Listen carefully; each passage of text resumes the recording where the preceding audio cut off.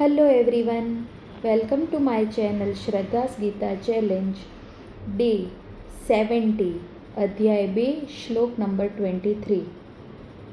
શ્લોક નંબર 23 આ રીતે છે. નૈનમ છિદંતિ શસ્ત્રાણિ નૈનમ દહતિ પાવક ન ચૈનમ ક્લેદયન્ત્યાપો નમ શોષયતિ મારુતઃ. આ શ્લોકનો અર્થ એવી રીતે થાય છે. નૈનમ છિદંતિ શસ્ત્રાણિ. છિદંતિ એટલે કાપી નાખવું, તોડી નાખવું, ટુકડા કરી નાખવા. નૈનમ ન કરી શકે, છિદંતિ ટુકડાઓ કે કાપી નાખવું, શસ્ત્રાણી શસ્ત્રો જેને કાપી શકતા નથી. પછી નૈનમ દહત પાવક, નથી જેને, દહત એટલે બાળી નાખવું, પાવક એટલે અગ્નિ, અગ્નિ જેને બાળી શકતો નથી. પછી ન ચૈનમ, ન ચ એનમ, ન જેને, ન ચૈનમ ક્લેદયંત્ય એટલે ક્લેદયંતી, એટલે ક્લેદયંતી એટલે શું? ભીંજાવું. ક્લેદયંતી યાપ, જે પાણી, ક્લેદયંત્યાપ આપ એટલે પાણી, જેને પાણી ભીંજવી શકતું નથી. અને ન શોષયતિ, શોષયતિ એટલે સુકાવવું. મારુત એટલે પવન, જેને પવન સુકાવી શકતો નથી. એટલે ભગવાન આ શ્લોકમાં શું કહી રહ્યા છે?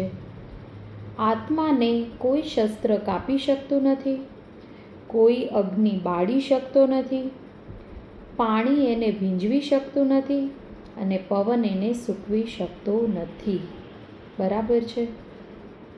આપણને ખ્યાલ છે કે આપણું શરીર પંચમહાભૂત તત્વોનું બનેલું છે. પંચમહાભૂત તત્વોમાં શું આવે છે? પૃથ્વી, આકાશ, જળ, વાયુ અને અગ્નિ. બરાબર છે? એટલે આ બધી સ્થૂળ વસ્તુઓ છે જેને જોઈ શકાય છે. બરાબર છે? એટલે પ્રકૃતિનો એક નિયમ છે, વૈજ્ઞાનિક દ્રષ્ટિએ પણ નિયમ છે. શું નિયમ છે? કે કોઈ પણ ભારી વસ્તુ હોય એ સૂક્ષ્મ કે અદૃશ્ય વસ્તુને કાપી શકતી નથી, એને મારી શકતી નથી. બરાબર છે? એને કંઈ કરી શકતી નથી. બરાબર છે? એટલે આપણે કહીએ ને કે પૃથ્વી એટલે શસ્ત્રો, શસ્ત્ર છે એ શરીરને કાપી શકે છે પરંતુ અંદર રહેલા ચેતન તત્વને કાપી શકતું નથી.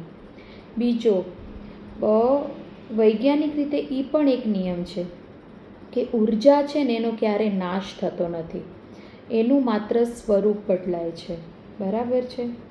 એટલે આપણો આત્મા છે ને એ એક સૂક્ષ્મ ઉર્જા જ છે. બરાબર છે?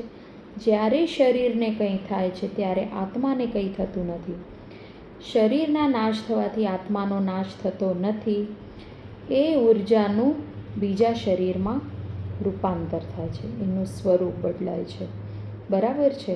એટલે શરીરને કાપવાથી આત્માને કંઈ જ થતું નથી. સેમ શરીરને દાઝવાથી આત્માને કંઈ જ થતું નથી. 3, શરીર ભીંજાવાથી આત્મા ભીંજાતો નથી. અને 4, શરીર સુકાવાથી આત્મા સુકાતો નથી. ભેજ સુકાવી શકાય, દેખાય એ વસ્તુ સુકાય, પણ આત્મા તો એટલો સૂક્ષ્મ છે, આકાશથી પણ વ્યાપક છે. એટલે એને તો આ જે પૃથ્વી, અગ્નિ, જળ, પવન પણ એને કંઈ જ કરી શકતા નથી. એ લોકોની પણ તાકાત નથી કે આત્માને કંઈ કરી શકે. બરાબર છે? એટલે ભગવાન આપણને શું સમજાવે છે આ શ્લોકમાં? ભગવાન આપણને શું કહે છે કે શરીર માત્રના નાશ થવાથી આપણે શું કરીએ છીએ કે ક્યારે પણ કંઈક થાય, બીમાર પડીએ તો શું કહીએ, હું બીમાર પડી ગયો, વાગ્યું તો શું કહીએ, મને વાગ્યું. આપણે પોતાની જાતને શરીર માની લીધું છે. બરાબર છે. ભગવાન આપણને સ્પષ્ટ ભેદ કહે છે. આપણને હું કોણ છું એની સમજણ આપણને આ બધા શ્લોકોમાં ભગવાન અલગ અલગ રીતે આપી રહ્યા છે. હું માત્ર શરીર નથી. શરીર મારું આ હતું એના પહેલાં પણ હું હતો અલગ સ્વરૂપમાં, અને આ શરીર નહીં હોય ત્યારે પણ હું હોઈશ અલગ સ્વરૂપમાં. એટલે મારો નાશ નથી થતો, તો પછી શરીરને કંઈ થવાથી આપણે આટલો બધો શોક શા માટે કરીએ છીએ? શરીર રૂપાંતર એ નોર્મલ કપડાં બદલાવા જેવું જ છે. ભગવાન આ કેટલી સરળ વાત અને વૈજ્ઞાનિક વાત, વૈજ્ઞાનિક સિદ્ધાંત પણ કે ઉર્જાનો નાશ થતો નથી, એ હજારો વર્ષો પહેલાં આધ્યાત્મિક દ્રષ્ટિએ ભગવાને આ વસ્તુ આપણને સમજાવી દીધી છે.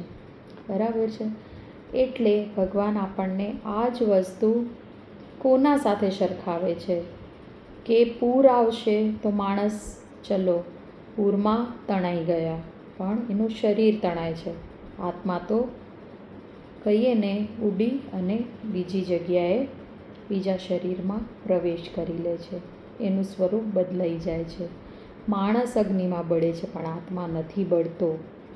ભગવાન આ કેટલું અર્જુનને સમજાવવા માટે કેટલી ઝીણી ઝીણી વાત સમજાવી રહ્યા છે. આપણને એમ થાય કે આ ભગવાન એકની એક વસ્તુ કહી રહ્યા છે, પણ ના, ભગવાન એને કેટલું બધું ડીપમાં કહી રહ્યા છે. આ બધા શ્લોકો કેટલા અલગ અલગ રીતે ભગવાને આપણને સમજાવ્યા છે. હા, હું એમ નથી કહેતી કે આ બધું એક્સેપ્ટ કરવું ઇઝી છે, કે આ બધું આવ્યા પછી આપણને કંઈ અસર નથી થતી.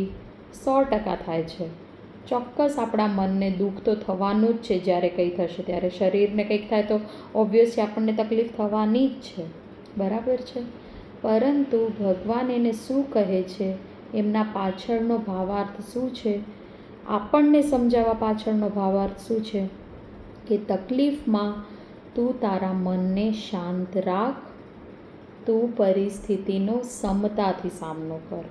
આપણે જે એકદમ શોકાતુર થઈ જઈએ અતિ તકલીફમાં, અને કાં ખુશીમાં અતિશય આપણે કહીએ ને કેફમાં આવી જઈએ એમ.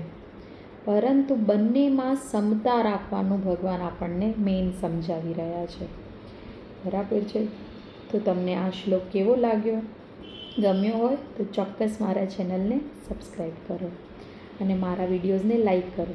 અને બીજી એક બહુ સુંદર વાત, ગીતાજીના 700 શ્લોકમાં મારા 70 શ્લોક થયા, એટલે મારું આજે 10% ગીતાજીનો ચેલેન્જ જે મેં લીધો છે એ પૂર્ણ થયો છે. તો થેન્ક યુ બધાને મારા સપોર્ટ માટે.